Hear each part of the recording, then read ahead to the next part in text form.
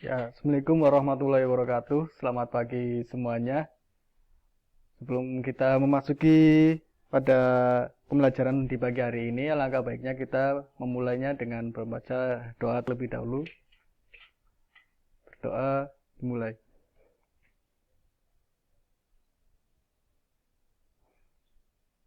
Berdoa selesai.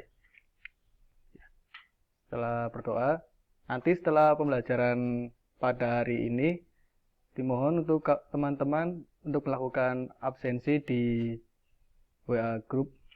Ya. Selanjutnya, kita akan sedikit mengulas tentang materi pada pertemuan minggu lalu.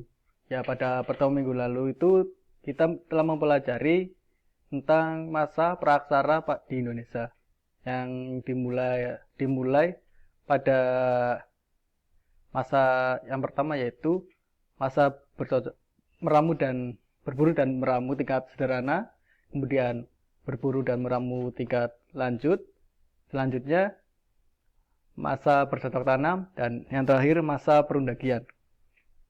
Untuk materi selanjutnya kita akan memasuki materi Indonesia pada zaman Hindu-Buddha. Pada kesempatan hari ini kita akan mempelajari bagaimana sih agama Hindu-Buddha bisa masuk ke Indonesia, lewat jalur mana, lewat kaum apa, dan sebagainya. Bisa kita ketahui sendiri bahwa letak geografis Indonesia ini sangatlah strategis, di mana posisi dari Indonesia terdapat merupakan salah satu dari jalur perdagangan dunia pada waktu itu. Dalam pembahasan pagi hari ini, kita akan membahas bahwa terdapat beberapa teori masuknya agama Hindu-Buddha di Indonesia. Teori ini dibagi lagi menjadi dua. Yang pertama itu teori pasif, yang bahwa pribumi Nusantara itu mempelajari agama Hindu-Buddha yang datang dari India. Sedangkan yang aktif nantinya itu warga Nusantara sendiri yang awalnya belajar ke India dan Cina, kemudian pulang ke Nusantara dan belajarkan ke rakyatnya. Ya. Untuk teori pasif itu ada teori Brahmana, teori Ksatria, dan teori Waisa. Kemudian teori aktif ada dua. Yang pertama teori arus balik, kedua teori Sudra. Untuk teori yang pertama yaitu teori Brahmana. Teori ini diajarkan langsung oleh kaum Brahmana yang diundang oleh raja-raja di Nusantara. Raja-raja di Nusantara itu ingin belajar tentang agama Hindu-Buddha. Dan teori ini itu dikemukakan oleh Van Leer.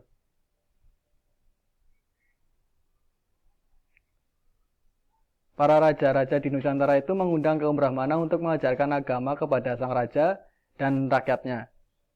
Selanjutnya teori Ksatra.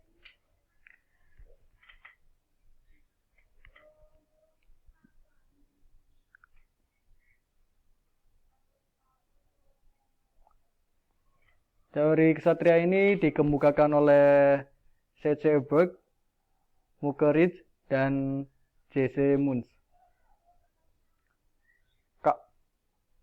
Di daratan India dan China pada saat itu sedang terjadi suatu peperangan antar kerajaan. Kemudian para ksatria ini yang mengalami kekalahan itu semacam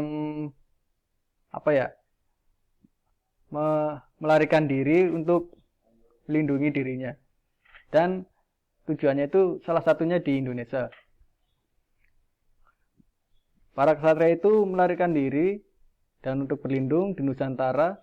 Kemudian secara lambat laun itu mendirikan suatu kerajaan dengan corak Hindu-Buddha.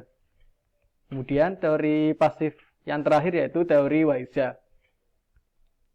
Sudah dijelaskan di awal bahwa Indonesia ini termasuk dalam jalur lintas perdagangan dunia.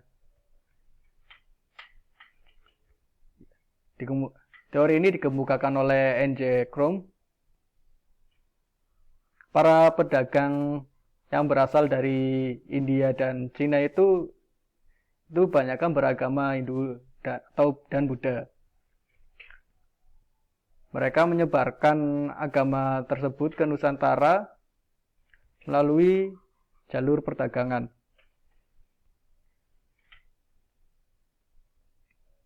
Dengan cara seperti berkomunikasi langsung dengan penduduk Nusantara, berasimilasi dan berakulturasi dengan warga setempat. Kemudian kita masuk ke teori aktif, yaitu yang pertama teori arus balik.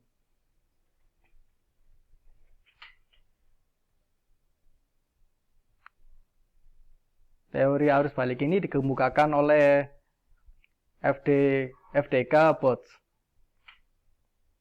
Dalam teori ini, kaum terpelajar Nusantara melakukan suatu kayak edukasi ke tanah India dan Cina.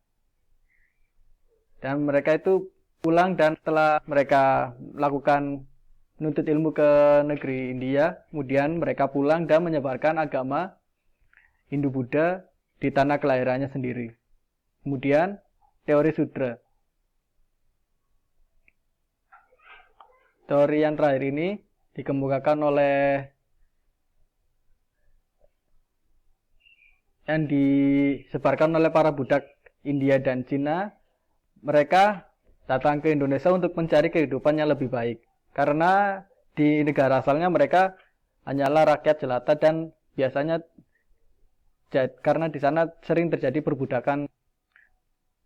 Kemudian mereka melakukan perjalanan ke Nusantara dan melakukan berbaur dan berasimilasi di Nusantara. Teori ini dikemukakan oleh Van Weber. Ya. Kemudian ini ada beberapa soal yang bisa saudara-saudara kerjakan. Dikerjakan di buku masing-masing, kemudian difoto dan dikirimkan ke WhatsApp saya. Untuk soal yang pertama itu, alasan kenapa Nusantara menjadi tujuan mereka. Kemudian soal yang kedua yaitu, menurut Anda dari kelima teori tersebut, manakah teori yang menurut Anda itu merupakan teori yang terkuat penyebaran agama Hindu-Buddha di Indonesia? Lalu jelaskan alasannya. Yang ketiga, berbalik teori yang nomor 2, yaitu menurut Anda itu dari kelima teori yang di atas, manakah teori yang terlemah, dan jelaskan.